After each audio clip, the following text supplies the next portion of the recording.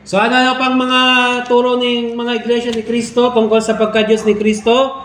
John chapter 17 verse 3. Sabi diyan, ito ang buhay na walang hanggan, na ikaw ay makilala nila na tanging tunay na Diyos at si Kristo na iyong isinugo. John chapter 17 verse 3. Anong turo ng iglesia? Nakita niyo na po, tinawag na tunay na Diyos, isa lang ang Diyos. Diba? Ganyan pa sila, no? Walang iba kundi ang Ama.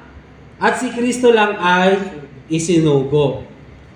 Yan ang turo natin. So, dito ay pinapakita lang ni Kristo ang pagkakaiba ng persona ng Ama sa Anak. Bagamat isa sa pagka-Diyos, pero magkaiba ang persona, no?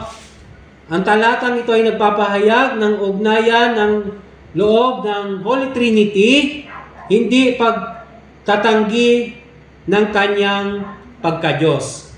Saan mababasa? Sa John chapter 1 verse 1. At yun nga, chapter 20 verse 28 at John chapter 14 15, 16, and 17. Sige po, pakibasahin po natin.